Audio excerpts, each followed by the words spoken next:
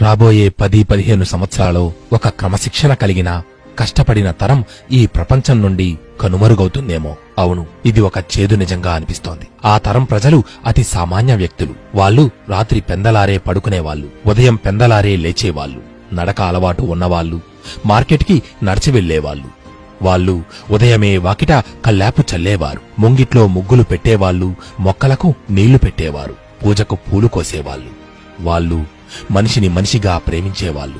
వాళ్ళు అందరితో ఆప్యాయంగా మాట్లాడేవాళ్లు, కుశల ప్రశ్నలు వేసేవాళ్లు, తోచిన సాయం చేసేవాళ్లు, 2 చేతులు జోడించి పెద్దలకు నమస్కరించేవాళ్లు. వాళ్ళు ఉత్తరం కోసం ఎదురుచూసేవాళ్లు, ఆ ఉత్తరాలను తీగకు గుచ్చినవాళ్లు, పాత ఫోన్లు పట్టుకు తిరిగేవాళ్లు, ఫోన్ నంబర్లు డైరీలో రాసిపెట్టుకునేవాళ్లు.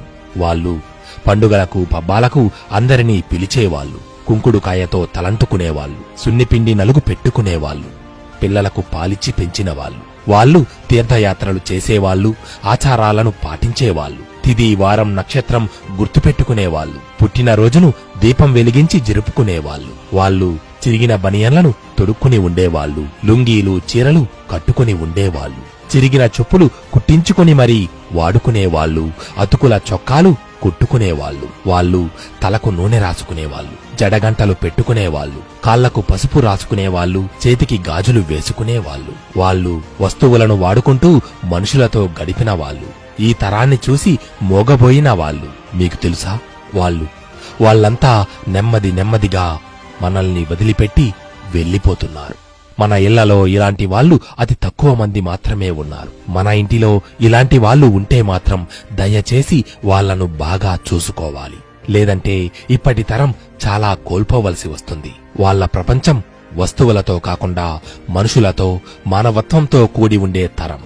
సంతోషకరమైన జీవనం గడిపిన తరమది, స్ఫూర్తిదాయక జీవనం గడిపిన తరమది, కల్లా కపటం లేని జీవనం గడిపిన తరమది, ఉన్నది ఉన్నట్టు నిర్మోహమాటంగా ధైర్యంగా మాట్లాడుకోగలిగిన తరమది, ద్వేషం మోసం లేని జీవనం గడిపిన తరమది, లోకానికి తప్పు చేయడానికి భయపడి జీవనం గడిపిన తరమది, ఇరుగు పొరుగుతో కలిసిమెలిసి జీవనం గడిపిన తరమది, తన కోసం కొంత మాత్రమే వాడుకొని తన సంతానం వృద్ధి కోసం పరితపించిన తరమది.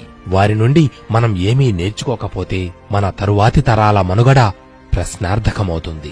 మన కుటుంబంలో పెద్దవారిని మనం గౌరవించడం ద్వారా మన పిల్లలకు మంచి సంస్కారాన్ని అందివ్వగలం.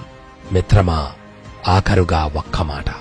సంస్కారం లేని దేశం, సంస్కృతి లేని దేశంగా ఈ భారతాన్ని మనం మార్చేయకూడదు. తప్పులను సరిదిద్దగలిగేది సంస్కారం మాత్రమే.